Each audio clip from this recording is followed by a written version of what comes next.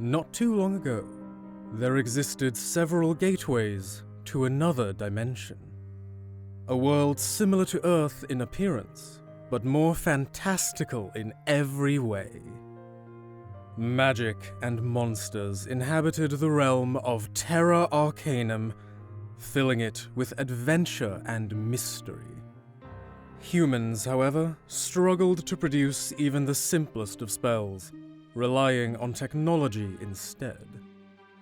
Earth became less dependent on sorcery in its age of industrial revolution, causing the magic to fade from their realm.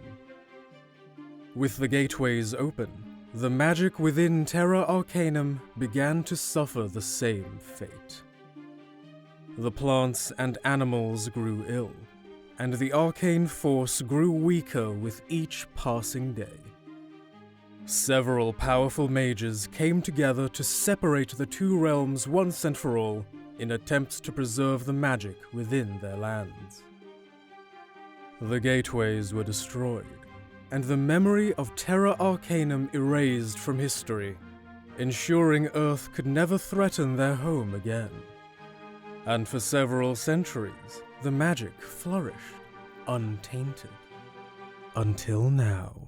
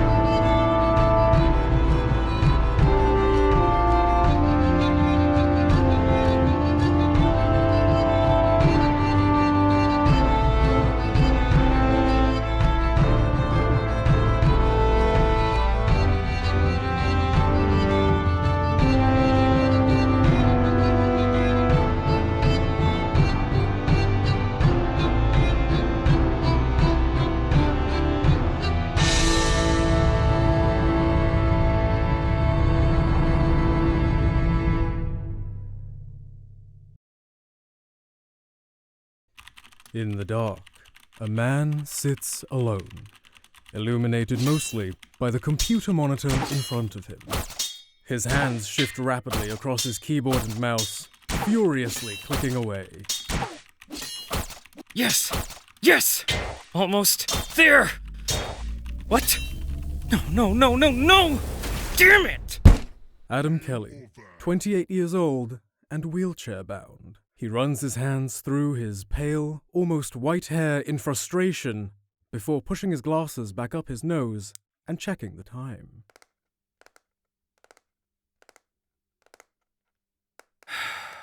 Come on. Where are you, Carson? Adam leans over in his wheelchair, rolling up his jeans to reveal shabby prosthetic legs. He begins resecuring them. Yeah, that's not going anywhere. Adam wheels his chair over to the door, opening it. Cutting it kind of close, don't you think? Oh, please. Like you weren't just in the middle of another raid. Adam struggles to get to his feet, wobbling as he does so. Carson enters the apartment, dressed similar to how Adam is, jeans and a blazer, with one difference: a press badge clipped onto his belt. Adam grabs his coat from the back of his chair and slips into it, shaking slightly. Did you at least win this time? Nope. The healer went AFK, and as usual, Warden pays the price. Maybe if I had my assassin there with me, we could have defeated the boss before they left. Come on, bud. Let's get going. Don't want to be late. The two men make their way out of the apartment and into the city, hailing a taxi to take them to their destination.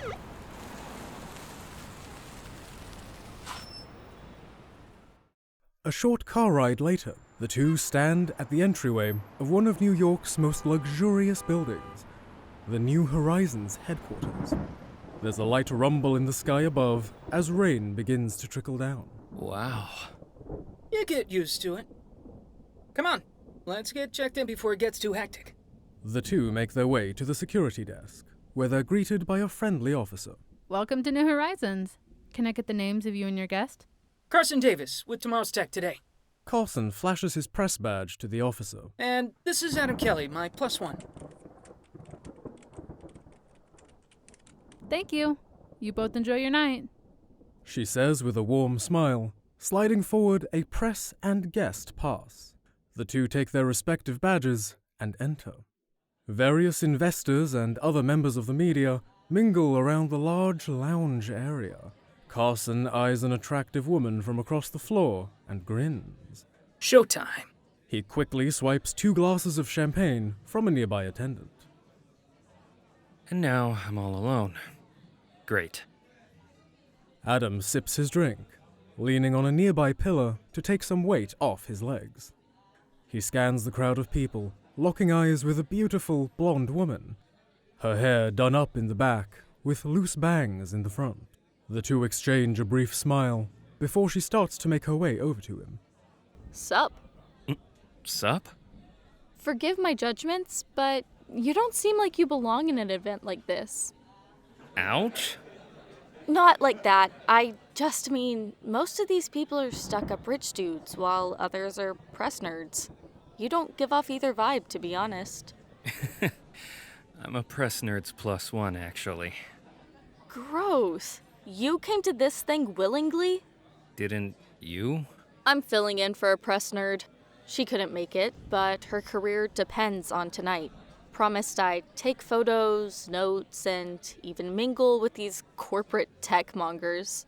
Well, if you need some notes, I'll be happy to help you. As long as we take a seat at the table over there. My legs could use the rest. You have yourself a deal. The two make their way over to a free table. Adam's struggling as the pain in his legs reaches an unbearable point. Finally, he reaches the table and takes a seat, stretching out his legs. The woman sits across from him and places a drink on the table, having swiped it on her way. I'm Adam, by the way, in case you need to cite your sources. Adam, it's a pleasure to meet you. I'm Morgan. They shake hands before getting their brief interview started. Adam fills Morgan in on several of New Horizons' technological advancements in the last couple years. As Morgan writes down her notes, Adam takes a moment to readjust his prosthetics. Across the room, a man dressed much more formally than the majority of guests spots Adam. He sets his drink down on a nearby attendant's tray and walks over to the two. Those are some pretty gnarly pieces of hardware you got there. Yeah, work doesn't really allow me to afford anything better. You work for Dawes, right? Adam Kelly, I believe. Yeah, that's me. How did you... We recently contracted with you for an upgraded AI subsystem to help run one of our little projects in R&D. The man takes a seat between Adam and Morgan, giving a comforting smile to both of them. I was told you were the one to code the program, and I gotta say, I'm impressed. Thank you. That means a lot. Yeah, Dawes does some great work, but they're small, and their employees are grossly underpaid if you ask me. The man slides a card over to Adam before getting out of his seat, fixing his coat jacket. If you're looking for an upgrade, both financially and physically, give me a call, Adam. It has been a pleasure, but I am going to be late. The charming man gives one last smile before he parts ways. Adam grabs the card to read it. Who was that guy anyway? Seriously? You don't know who Victor Osborne is? The Victor Osborne? The name sounds familiar, sure. You're only sitting in his building. Attention. Please begin making your way into the auditorium. The presentation is about to begin. Adam struggles to his feet as he and Morgan make their way into the auditorium. Carson had saved him a seat near the front. He stands, waving the two Hey! over. Over here! Say, who's your friend? Morgan, this is Carson. Carson, Morgan. So did you crash and burn? Carson produces a business card with a number handwritten on the back and a heart dotting the I. Her name is Liz, and we are going out next week. Thank you very much. Quite frankly, I'm shocked by your lack of faith in me. The lights slowly dim as the stage lights ignite and the curtains are lifted. A covered box sits atop the stage.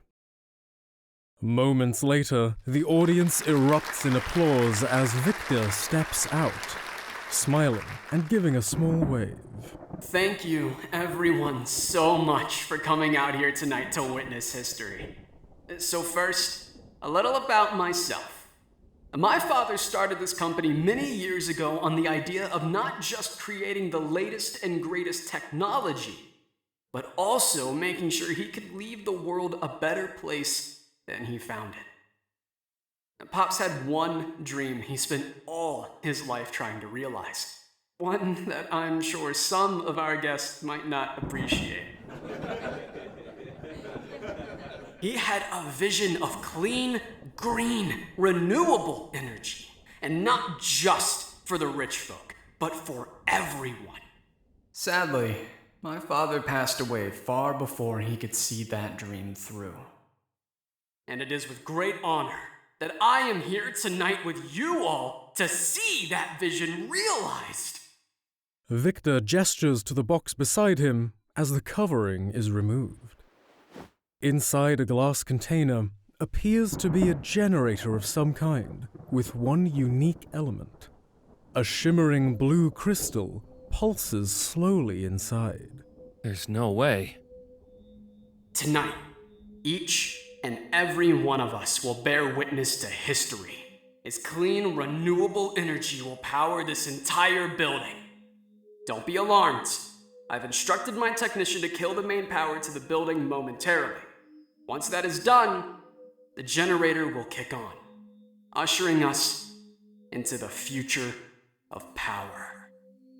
As promised, the lights in the building go dark, illuminated only for a second by a flash of lightning, startling the crowd. Not long after, the whirring of energy silences the room as the crystal begins to glow brightly, pulsing faster as energy travels throughout the generator. And with that, energy is restored to the building. He actually did it. It's beautiful. Any questions? The press hop to their feet, shouting over one another, no longer paying attention to the generator. The crystal fluctuates, almost struggling. A crack begins to form along the side of the crystal, causing energy to seep out as the lights flicker. What's going on? The glass frame slowly starts to crack as it is struck with raw energy, causing the crowd to stir. Victor's charming smile shifts into alarm as he approaches the crowd. Everyone out! Shut it down! The crowd panics, trying desperately to flee. Adam helps Morgan to her feet. We need to get out of here! They aren't fast enough, as the glass shatters, leaving the crystal exposed. Victor runs off stage as the crystal tears from its restraints, hovering above the generator. The lights continue to flicker just before the crystal shatters, emitting a bright light and a large explosion. Adam, Morgan, and the others nearby are engulfed in energy before losing consciousness.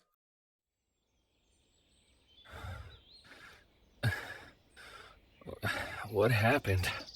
Wait, why do I sound funny? Adam is startled by the sound of his own voice. It's still his, but more mechanical now. Adam lifts his hands to his face, revealing metallic plating over his hands. No, those are his hands. He takes notice of his lower half, also metal. Adam has a shocking revelation at this moment. I I can feel the grass on my toes. Adam takes in the moment, not having felt tactile sensation in his lower legs in over 20 years. He begins to cry.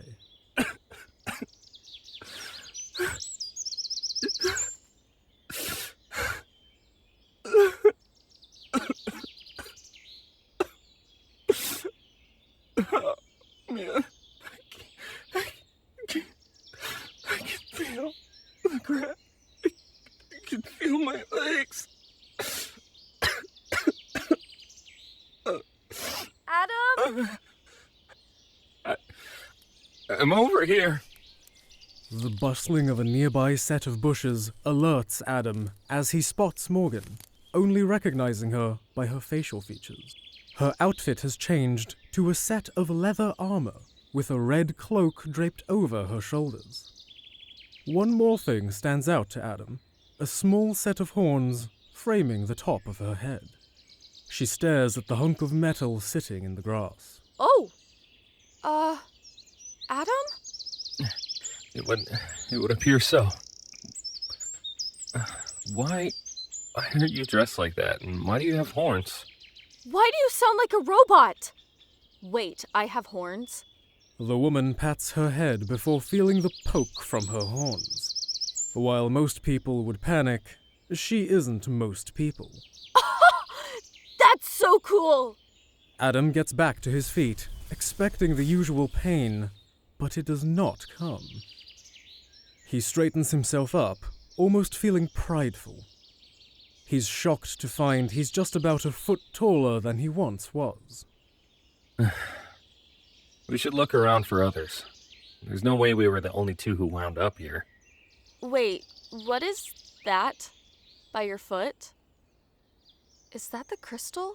Adam leans down, picking up a few broken shards of the New Horizon crystal. The shards hum with energy and pulsate color. It looks like it. At least a piece of it. Wait, it's doing something. The crystal's shards begin to hover in the air. The pieces split 50-50, one half colliding with Adam and the other with Morgan. The crystals embed themselves into the bodies of its targets, sinking into Morgan's skin and Adam's metal chassis. They begin to pat their chests, feeling for the crystals. What just happened? Did that thing just go inside me? I have literally no idea. But it feels kind of warm, doesn't it? It kinda does. Well, if we and that crystal managed to wind up out here, certainly others must be out there. So, let's get to it. The two head off through the forest, passing through trees and brush, eventually finding a path beaten into the dirt. They follow the road for a couple minutes as it leads into a clearing where a large pond lies still. Oh, thank God. I'm parched. The big robot stares down at his horned travel companion. If you could see his expression, it would be one of concern. Relax, dude. I'm totally kidding. She smacks against his arm playfully and pulls back in slight pain. The sound rings out as a creature leaps out of the pond, landing in front of them, a sharp spear pointing in their direction. Ah! Stay back! I have a lighter? Morgan pulls out a strange, ornate lighter from her belt pouch, confused by its design for a moment, before flicking it on. A spark of fire flies into the air before exploding. She stares even more confused. Adam steps forward. Easy. We mean you no harm. We are just lost. We're looking for some people. The strange, frog-looking creature straightens up, lowering his weapon. He stands roughly 3 feet tall now, wrapped in various leaves. The creature lets out a warm smile. Well, how do you do, strangers? You folks aren't from around these woods, huh? My name's Gibbon. It's like ribbon, but with a G. Sorry about all that there with my pointy stick. Can never be too sure out here. Hi there, Gibbon. My name is Warden. And this is my travel partner, Morgan. Actually, I wasn't totally honest with you at the party? Are you serious? Hey, I didn't know you. Morgan is my roommate. I used her credentials to get in, and I didn't want someone to overhear and throw me out. I'm Melanie. I'm still Gibbon. That's great. So, any chance you might have seen some people come through here recently? Yeah, I seen some funny folks come through here earlier, all dressed up all fancy-like. I felt bad for some of them. It smelled like they'd been sprayed by a skunk. It was very odd. We don't get too many packs of humans through these woods. That's great. Where did they go? I sent them to where I send all wanderers of these here woods. Straight to Todd's. And where is Todd's? Just keep following that there road and it'll take you folks out of the forest. Not long after that, you should reach town. You can't miss it. By chance, were any of these strange travelers named Carson? Gibbon ponders for a moment, rubbing his chin. Yeah, I do remember a fellow with that name. He was very nice. Oh, thank God. Thank you, Gibbon. You've been a great help. Gibbon smiles and waves as Adam turns back towards the road. Y'all have a blessed day now, you hear? So, we're just supposed to trust some random frog person because he seems polite and has a southern drawl? Next, I suppose we're supposed to ask trees for financial advice? What do you want from me? It's not like we have any other leads to go off of. And if Carson did go into town, I'm going to find him. Fine. And what's with the whole warden thing? It's just a nickname, I guess. I don't know. I don't exactly look like myself. So what's the point in being Adam Kelly for the time being? Might be fun to try and be someone better. All right, I guess I can understand that. But don't expect me to call you that. The two spend the next 45 minutes following the road out of the forest, and as promised, a small city is seen in the distance. The town is bustling with the sounds of people shopping and having a good time, stopping only to take a moment to witness the new strangers entering their town. Finally, they come to a large sign which reads, Todd's Diner. I guess this is it. Shall we go inside?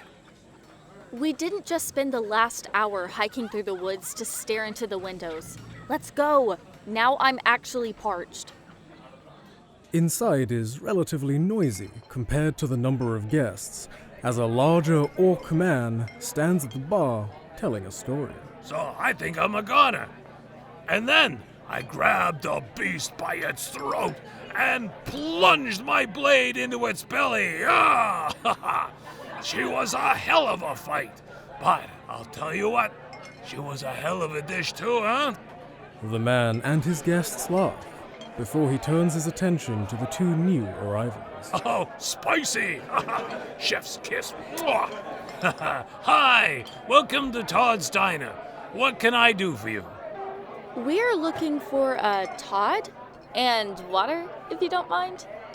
That's me, unless you mean my father, in which case, he's been in the ground for the last 5 years. God rest his soul. Oh, I'm sorry? Don't be. The man went out the way he intended, with a blade in his hand, eh? We were told some travelers might have gone through here. Do you happen to know anything about that? Sure. Some strange kooks. They claim to be from another planet or something. Now, I didn't believe them, but I told them about the wizard and sent them on their way. Here you go, hon. Thanks.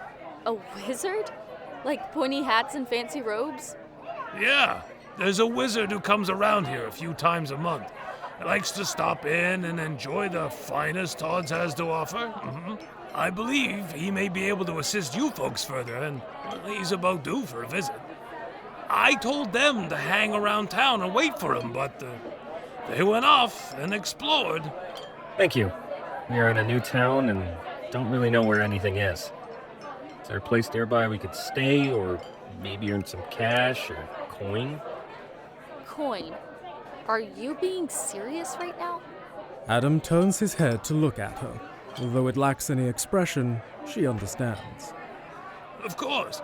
Elsa's across the street is the best place to hang your hat for the night. It's the Starlight Inn. Tell her Todd sent you. If you're looking for work, you should see Mayor Mully. He's been looking for some daring adventurers to tackle the gang problem.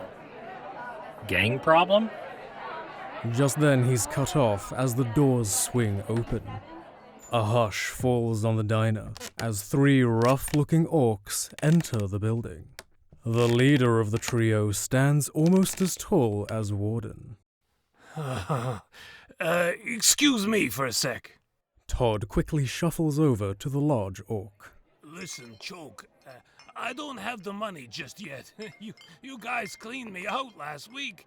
I can't keep up with... The large orc, Choke, places his hand on Todd's shoulder, squeezing it. Todd winces. Todd, are we really gonna do this again? Here, in front of all your guests?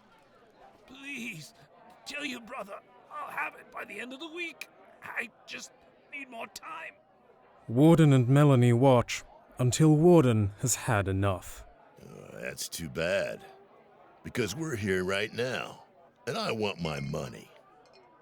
The large mechanical man makes his way over to the commotion. Is there a problem here? This doesn't concern you, Synthezoid. Walk away. Actually, I think this does. You see, Todd was in the middle of helping us out before you interrupted. And where I come from, that isn't very polite. Polite? I'll show you polite, Tin Man. Choke turns to look at Todd, who is sweating nervously. I'll tell you what, Todd. You have until the end of the week to arrange payment. After that, I won't be so polite. Choke and his muscle exit the diner as Todd exhales long and hard. Oh, that was stupid of you. Brave, but stupid. Choke is an arrogant son of a bitch who won't just let you get away with that. I suggest you see Mayor Mully about getting some gear if you're to defend yourself from him. If he knows old Todd sent you, he won't have any problem fitting you guys. That sounds like a smart idea. Warden, shall we? That's probably for the best. Thank you, Todd. Sure. You two take care, and feel free to come by for a free meal on me. You know, for sticking up for me. Wait, you probably don't even need food, huh? She can have it then. See you later. Stay safe, Todd. The two head off to the city's Capitol building to meet with the mayor. Usually a busy man, the mayor has since had his slate cleared since the gang violence escalated, causing many of the town's guard to up and leave. The mayor is a stout orc with orange hair and shaggy sideburns. If ever there was a disheveled man, this was him. Wait, you mean it? You'll help me clean my streets? Molly's expression changes from grim to relief as Melanie and Warden exchange a look. I'm sorry, it's just we haven't had help in months. I even sent for an adventurer a while back, but I've yet to hear anything from him. I was beginning to lose all hope until you both showed up. Actually, we were just looking for some weapons or something to protect us from them. That Todd guy said you might be able to help us with that. What my friend here means is we will need some weapons if we are to assist you. And some coin as we're fresh out. Well, of course! I can offer you half up front, and as for weapons, I keep a personal collection on display in my office. Just go on in there and pick a few things out. I'll be right back. The two find themselves in the mayor's large office, unsupervised. Large sets of display armors and weapons line the walls. Warden's eye is caught by a large battle axe hung on the wall behind the mayoral desk. Melanie grabs a bow off a display mannequin, as well as a quiver full of arrows. Oh, wow. This is beautiful. The craftsmanship of the handle alone it's remarkable. I can't believe you volunteered us for a suicide mission, and for what? To live out some crazy Tolkien fantasy of yours? How do you know I like Tolkien? And don't act like this isn't totally awesome. Besides, We needed some money to keep us afloat. For what? We are just supposed to wait for this wizard so he can send us home. We need a place to sleep and money to pay for your food until then. So unless you have a better idea to make some easy coin... Fine. At least I already know how to use this thing. You know archery? What? Because I'm a girl? That's such a big surprise? Relax. I'm joking with you. My grandfather used to teach me when my parents weren't paying attention, and after he left us, I would sneak out to the fields and practice on the old scarecrow. Wow. I'm sorry. Did he pass? I don't know. Nobody liked talking about Gramps after he and my parents got into a huge argument. I was still young, and I don't really remember it, but it got bad, and they kicked him out. After that, I wasn't able to see him anymore. Wow, you're still like a total stranger, and I'm just spilling my guts out to you. No. That's completely fine. Besides, you and I are stuck here together.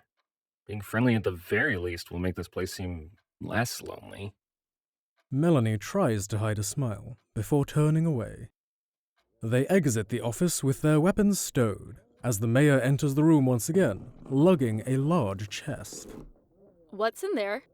Just a little extra surprise, if you do succeed in your quest. Here. Mayor Mully drops a bag of coins in both of their hands. 250 coins apiece. You will have 250 more coins for each year when you get back. And what's in that chest? Seems fair to me. We are going to procure a room at the inn, and we will get started right away on that quest. The two enter a dimly lit building with an empty front desk. It's quiet. Warden walks up to the counter, ringing the bell a few times for service. A young-looking high elven woman walks out of the room behind the desk with a mixed expression of irritation and tiredness. Hello. Welcome to Starlight Inn. You looking for a room? Or looking to waste my time? Oh, great. We got her in a good mood. I take it that business isn't going so well, is it? Those vile hooligans come by twice monthly to clean me out. No one wants to stay in a town that's ravaged by gang wars. So no, business is not faring well. So excuse my less than hospitable demeanor. Look, we just want a room, lady. But my metal friend and I would be more than happy to search elsewhere around town to stay. No. Please stay. I apologize. Time's been tough, but that's no excuse, I know. It's 30 for the night, 50 for 2, and 100 for the week. Anything more than that, and we can work something out. Let's start with 2 nights. I'm not sure how long we will be in town. Wonderful. Warden dumps 50 coins out of his bag onto the counter. Shortly after, the woman walks them to their room. Here you are. If you two need anything, don't hesitate to ask. I don't know much, but I'll do my best to accommodate. I'm Elsa, by the way. I'm Warden, and this is my friend Melanie. More like travel companions forced together due to unforeseen circumstances. Elsa stares at them, concerned for a moment. But he's not so bad. Elsa exits the room awkwardly as Melanie gives a sort of half smile towards Warden. She walks over to the bed and plops down onto it, sinking slightly into the mattress. Man, all that walking today has me beat. I could use a nap. You know, I don't really feel tired or hungry. Or really anything now that I think about it. I could also just use some time to clear my head. Well, dibs on the bed. That warped wooden chair has your name written all over it, though. Once again, Warden shoots her a look of brief disdain before heading over to the chair. It creaks loudly as he sits upon it. Okay. Let's just relax. Try to recap everything that has happened so far. Warden's eyes go dark as he almost appears to power down. In his time of reflection, Warden's mind drifts back to a distant memory. Hey, Earth to Adam. You still with me? Huh? Oh, sorry. What was the question? Where did you go? Just now in your head. Oh, it's nothing. Talk to me, Adam. I can't help you if you continue to shut me out like this. What's on your mind? You ever feel like you were meant for so much more than this? Elaborate. Oh, come on, Doc. You know damn well what I mean. Your statement is purely subjective, Adam. I want to know what you feel you were meant to do in this life. Well, for starters, I shouldn't be in this goddamn chair. I feel so helpless. Why do you feel helpless, Adam? Look at me, Doc. What can I do? Adam gestures to himself, his missing legs, before gripping his wheels and turning away from his therapist. You assume your ability to help others is solely based on your physical capabilities, Adam. You forget there is more than one way to make a difference. No, I know. It's just, I keep having this dream. I'm me, but better. I have my legs. I'm taller, muscular, and I fight these monsters. Dr. Morrison straightens up, leaning in to engage Adam. Interesting. Tell me more about these monsters. I can never really quite make them out. It's like they are blurry. I can't really see them. But they want to hurt me. Dreams can be a fickle thing. Perhaps in some way this reoccurring dream is your mind's way of coping. If you won't face your adversities in the waking world, perhaps your subconscious is finding a way to subdue them by other means. So what should I do then? What do you want to do? I want to help people, make a difference in the world. So go out there and do it. The memory slips from Warden's mind as he is returned to the old creaking chair inside the Starlight Inn. He looks over to see Melanie, snoozing away on the bed. She has got to be the strangest person I've ever met. She's judgy, temperamental, and has some serious trust issues. But, nonetheless, I'm glad to be going through this with someone else. Warden takes his gaze off of Melanie before returning to his resting state. The room is silent and remains as such for the next couple of hours. Melanie lies spread across the bed, drooling slightly. Suddenly, she is startled awake. What was that? Oh my god. The two turn to face the window, seeing Todd's diner up in flames. Warden begins to sprint out of the room. Wait! Where are you going? Warden can no longer hear her as he beams for the diner. Melanie chases after him. A crowd gathers around the site as Warden breaks through. Somebody help! There's still people inside! Without a moment's hesitation, Warden rushes in. Yeah! Todd! Anybody? Can you hear me? Hang on! Warden searches for the signs of life, finding two patrons semi-conscious. He picks them up. Hoisting them over his shoulders, Warden carries the two to safety. Warden runs back in to find Todd as Melanie breaks through the crowd. She scans for a moment before her eyes land on Choke and his crew. The men laugh at their handiwork. Warden returns a few moments later with Todd. He lowers Todd to the floor, revealing burns and strangulation bruises along his neck. Oh my god. Warden slams his fist into the dirt. This is all my fault. He didn't deserve this. Adam, look. Melanie points out the thugs in the near distance. Warden's eyes flicker slightly, shifting from blue to red. That son of a bitch! He's going to pay! Warden removes the battle axe from his back, gripping it tightly in his dominant hand. He gets back to his feet, breathing heavily. Finally, his eyes turn fully to a bright red. Joke! You're going to pay! Oh, I must have hit a nerve. Show me what you've got, Tin Can. Want us to shut him down, boss? Nah, I've got him. Go find his little girly friend and teach her a lesson. The two thugs head for the crowd in search of Melanie, who is currently standing over Todd's lifeless body. The crowd begins to disperse as Warden engages Choke. He swings his axe down hard, catching Choke's hand axes. Choke deflects the battle axe back up, sending Warden back a couple steps.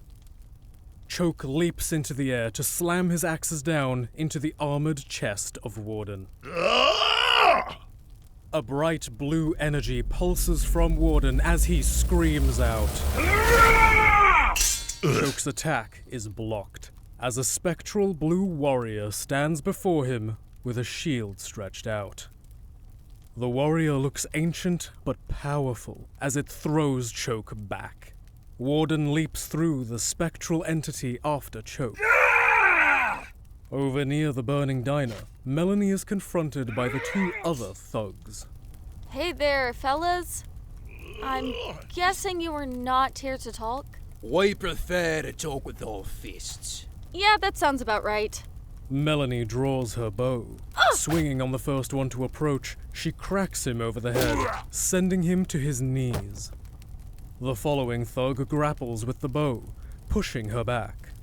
Still gripping the bow, Melanie jumps up, slamming her boots into the stomach of her attacker, sending her to the floor a few feet back. Ow!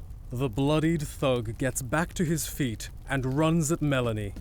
She quickly retrieves an arrow from her quiver and fires it. The arrow strikes the man in his shoulder, the force knocking him to the ground.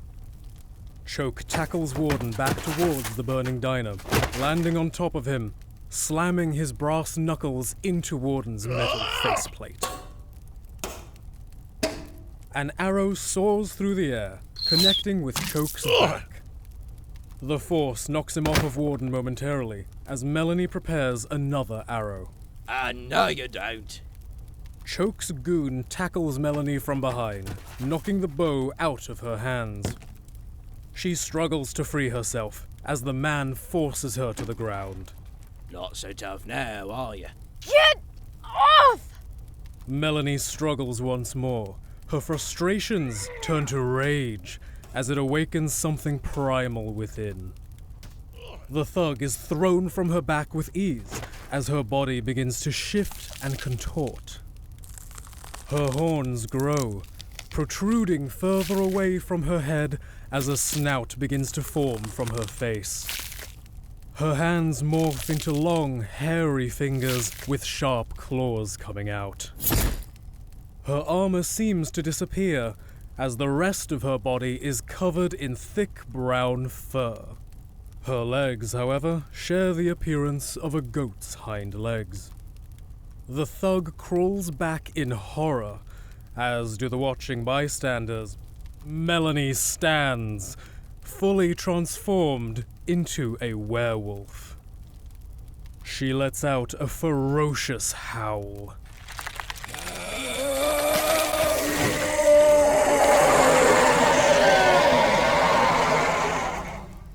Choke turns to see the source of the cry, seeing a large werewolf lunging at his men. Fall back!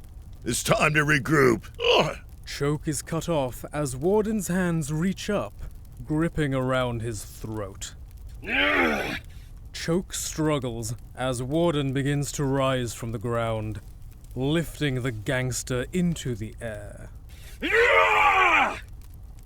Please, have mercy. This is my mercy.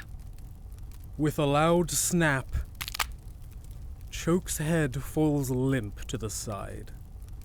Warden releases with his left hand, and then tosses Choke's lifeless body into the burning diner, his glowing red eyes trained on the scene. Not far away, the large werewolf slams the first thug into the pavement, getting ready to mutilate, before Melanie regains control. The second of Choke's men runs off in terror as Melanie slowly shifts back into her normal state. She picks her bow up off the ground and runs over to Warden, who has yet to move. Did you see that, Warden? I turned into a freaking werewolf-goat hybrid. That punk ran away screaming with his pants soaked, no doubt. Warden? Warden's eyes switch back into their neutral state as he comes to, turning towards Melanie. What? I'm sorry. I don't really... What just happened? What did I just do? Warden turns back towards the burning diner, remembering.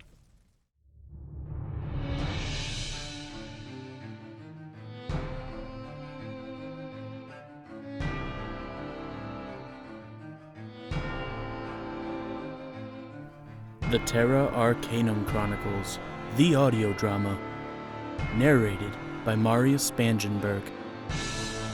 Starring Mitchell Drake as Warden and Adam Kelly, Anna Kate Hindman as Melanie Rodman, Corey Colf as Carson Davis, Jayce Matthews as Victor Osborne, Cole Litalien as Gibbon, Jay Silver as Todd Totson, Doug DeBug as Choke Valentino, Evan Wolfram as Mayor Mully, Chloe Pieterse as Elsa Starlight, Jerkytown as Dr. Morrison, Maddie Girouard as New Horizons security guard, Smorecrux as New Horizons AI system. Additional voices by Philip Hale and Jamie Clifford. Music by Joseph Decker and Mitchell Drake. Sound effects sourced from freesound.org and Artlist. Written, produced, and edited by Jamie Clifford.